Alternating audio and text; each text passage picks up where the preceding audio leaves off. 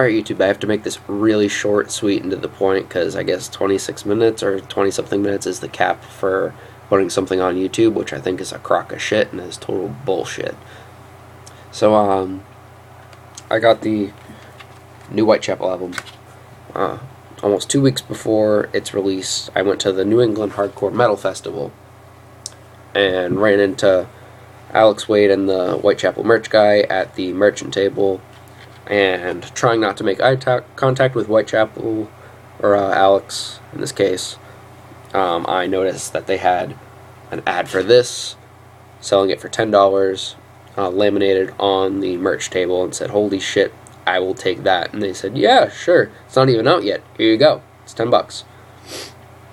Bought it, been listening to it religiously for the past day, while trying to recover from getting my ass kicked during Thy Art Is Murder. So I'm just going to go through all these songs really quick. I'm just going to give you like a little description of each song. So the opening song is was actually used in one of their one of the videos showing their progress on the album.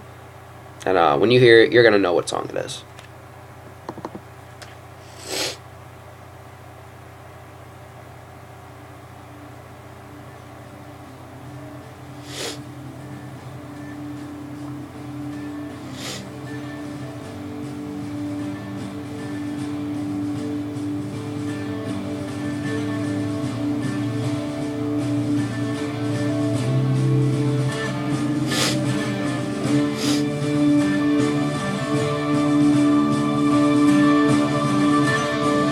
Alright, gonna cut it there just so I can move this shit along and start explaining stuff.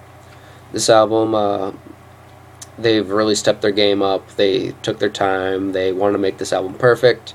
Been paying attention to not only what the band has been saying, but what other people have been saying. People have been saying it's going to be exactly like their last album. It's all these old school Whitechapel fans have heard 2 songs so far. In my opinion, 2 songs that aren't the best songs. The better songs they are not releasing because they want you to buy the CD and listen to it or hear it live, because they are a lot better than the 2 that you've heard so far on YouTube or from iTunes. So just gonna go quickly through the names of the songs. It's Rise, which you just heard the little clip of. Title of the album, Our Endless War, just to show you I do have the CD. Not bullshitting you. Not one of those fuckers. It's Our Endless War.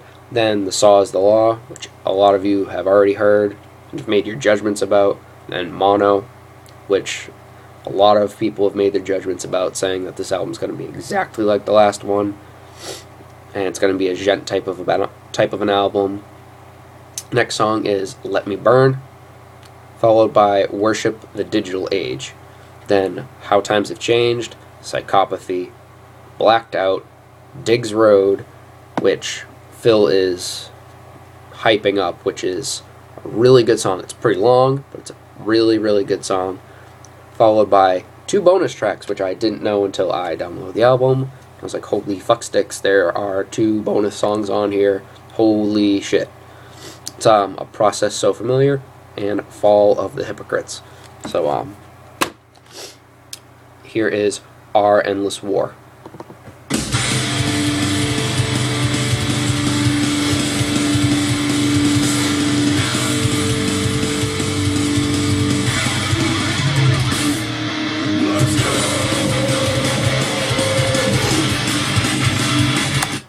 It's a very self-titled sounding type of a song. I can tell that one's in G. Rise is in D standard. Well, the acoustic part is, at least.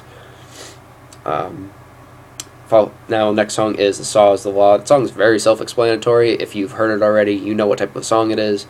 It's in drop F.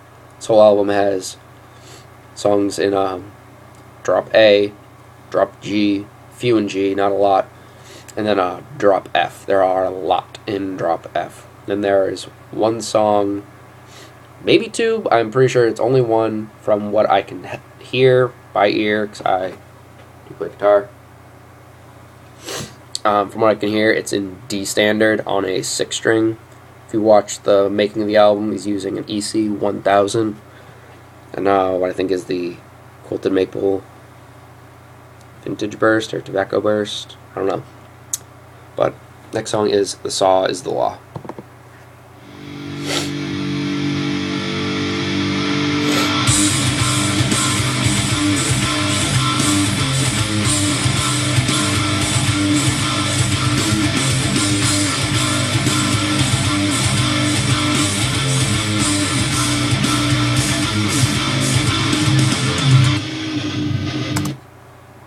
So, on to the next song, Mono.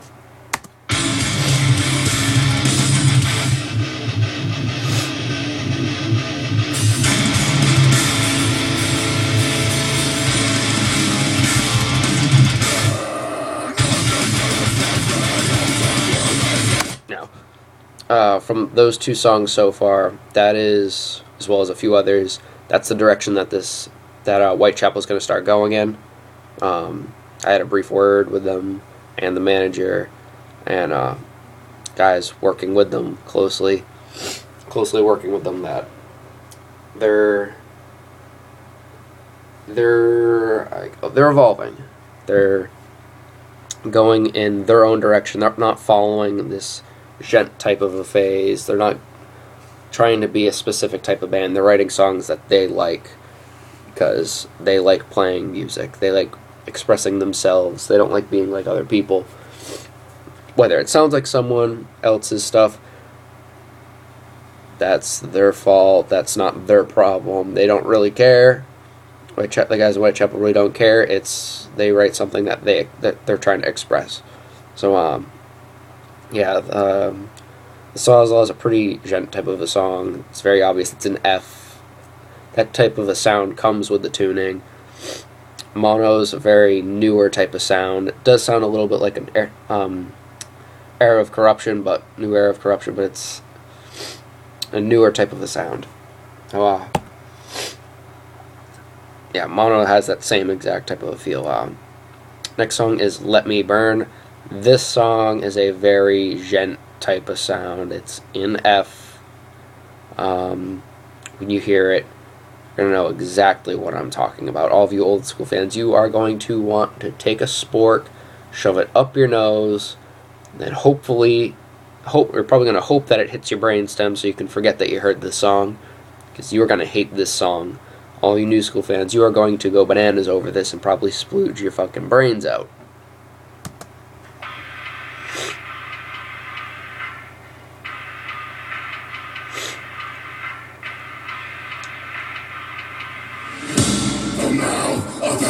Is open wide tonight.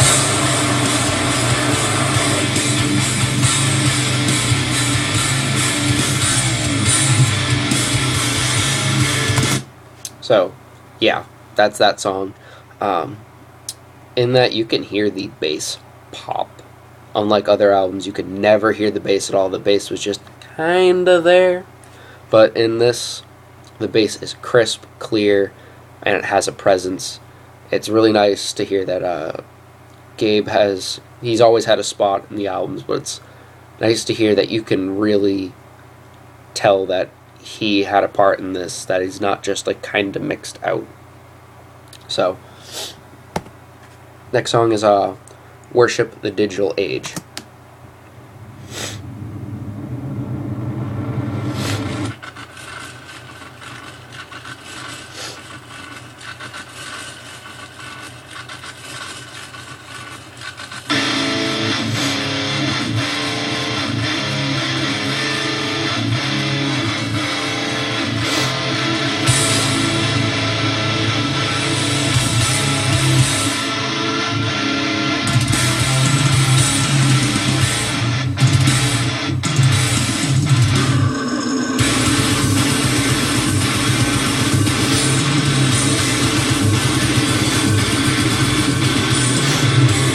It's a very new Era of Corruption sounding song, because a lot of those songs on that album had the MIDI type of, you know, that type of stuff going on. That was a pretty good song. There's a lot of songs on this album that actually had guest solo work. I'll list all the songs below, but it's tracks 3, 8, 9, 10, and 11 all had guest solos. Ben can play them live, but Ben Eller is the one that actually did do all the solo work on this album. So, next song is How Times Have Changed.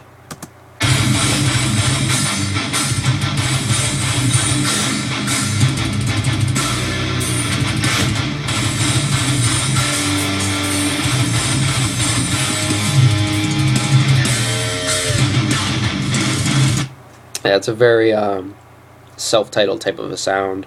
That whole entire album has a lot of accenting of notes in chords. Instead of just playing the chord, each guitarist playing the chord, each guitarist will accent a specific note in the chord, like Make It Bleed. You can hear them each accenting different notes in the chord. So say, for example, they're playing a B chord, the 1-5-1, you'll hear the B, the F sharp, and then the B.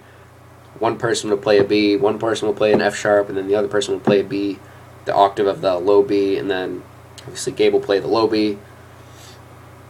But it's accenting different parts to make the whole chord pop and make it sound like each guitarist has a different part, which they do.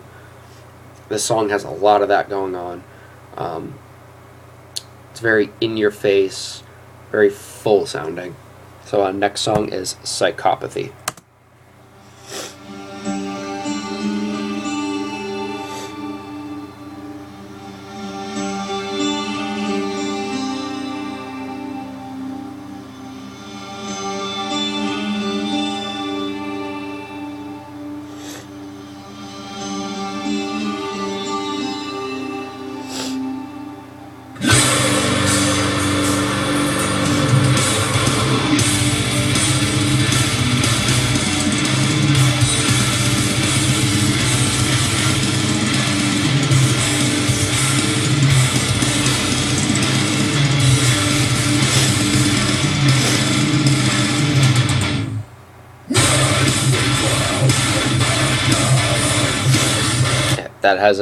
It's very obvious what direction that song is going in. It's still a really good song. This whole album's incredible.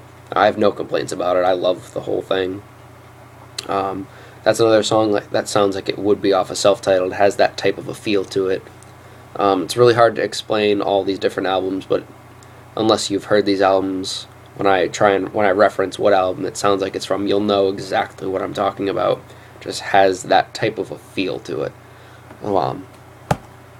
Next song is Blacked Out. This is one of the songs that they used the 6th string in D standard on. It's a very death metal-y type of sound. It sounds like it's very Vader influenced. It does sound like Zach wrote this song.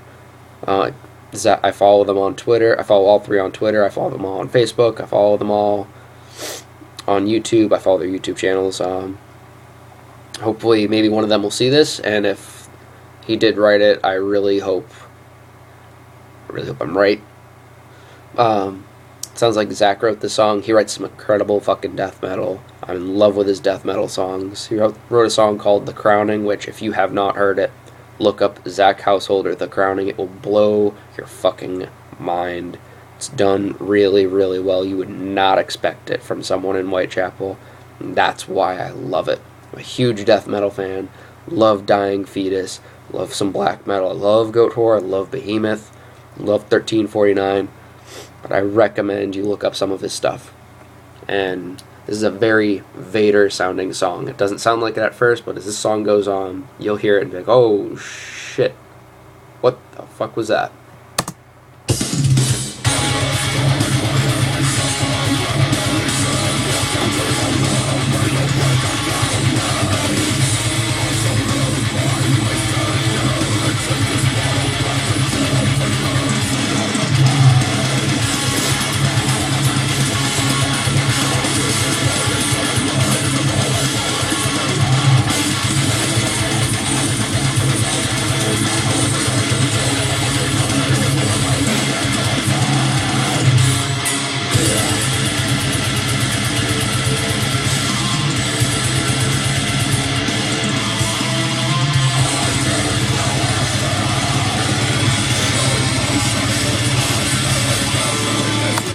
like, if you guys have ever listened to Vader, have heard of Vader, I know a lot of people that listen to Whitechapel don't like death metal. They like the type of sound Whitechapel has, and other bands that follow that type of sound usually tour with Whitechapel or share the same stage as Whitechapel.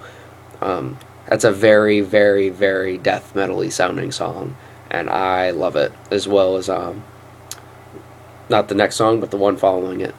Now, the next song is called Diggs Road. This song is being pushed by Phil, because it is a song that Phil wrote. He wrote the guitar, the bass, the drums, he wrote the lyrics for it, and did the vocals. You actually see him playing the guitar parts for this in the third Whitechapel video, where it's a lot of people bitching about, oh, Phil should play the songs on guitar instead of everyone else. The only reason he's doing that is because he wrote the fucking song. If you listen to the song, you'll hear exactly what parts are his. So this is Diggs Road. It takes a little bit of time to build up. I'll skip it through it just so I can get to the fucking point.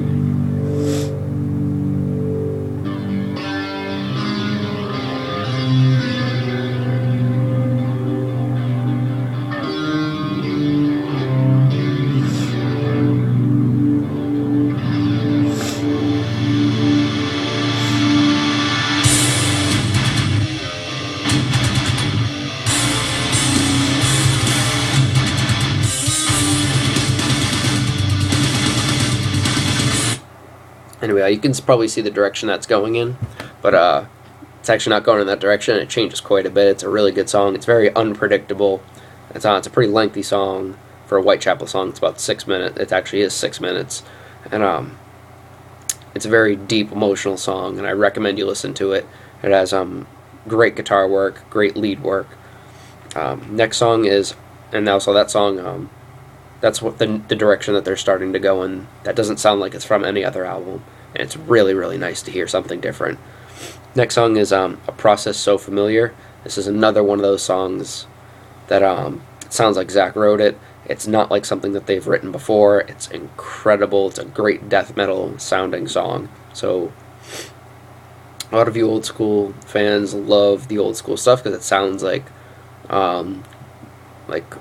sludge metal, death, like older type of death metal, before the core type of breakdowns, or the core breakdowns, like Suffocation, that type of a feel. Not necessarily that type of playing, but that type of a feel to it, where it has a really driving breakdown, where it's the drums are pushing the whole feel of everything. So this is A Process So Familiar.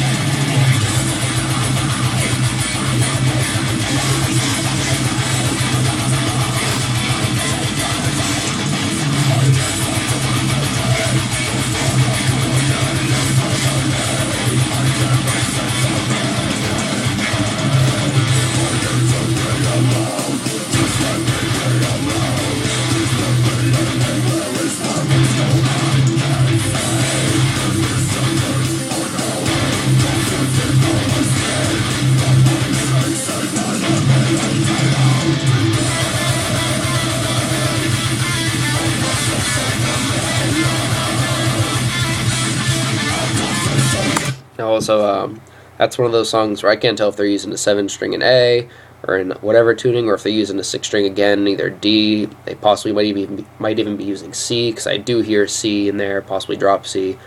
I don't know, because I know Alex did mention that he had that EC 1000 tuned to D standard and drop C. So I'm assuming that it could possibly be in drop C, and if so, that is not what I expected.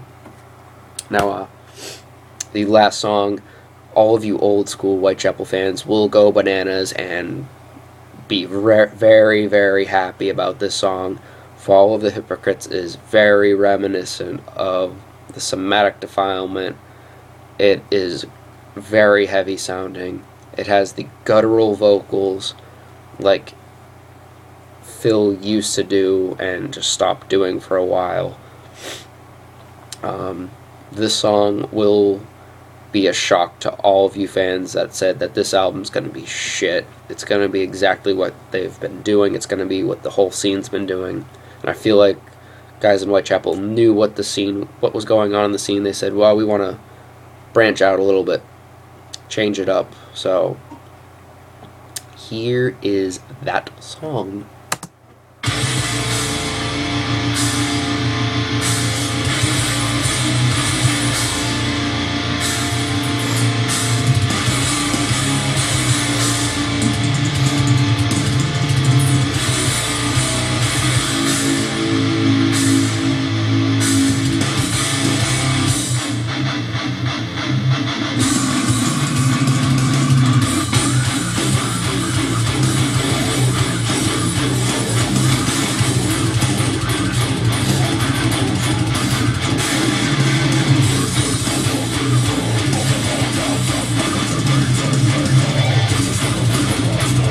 Anywho, that sounds exactly like something off of their first album, and all of you old school death metal fans that liked Whitechapel because of the somatic defilement and that everything on that album, you will be pretty surprised about this whole album.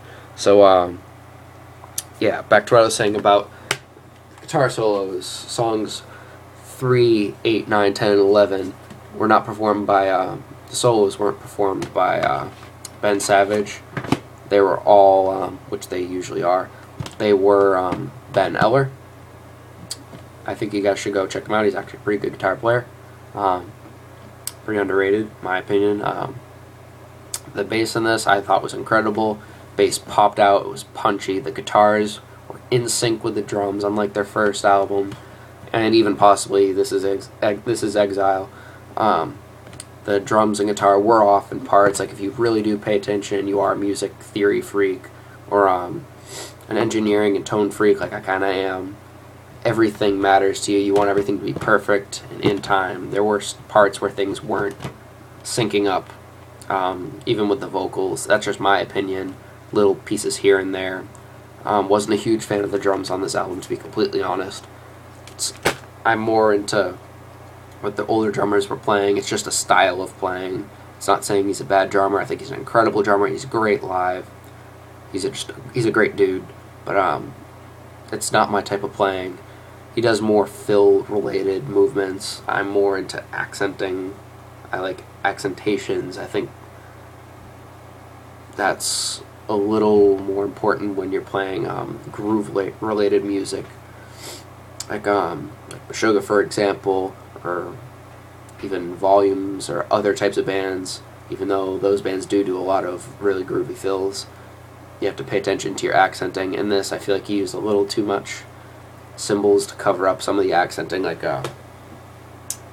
too much China. And just in my opinion, this is my 2 cents. I'm a guitar player, I'm not a drummer, so you drummers out there, if you want to just send me a message and like explain like your opinions on it, it's perfectly fine. I'm not trying to hate on. I'm not trying to hate anything here.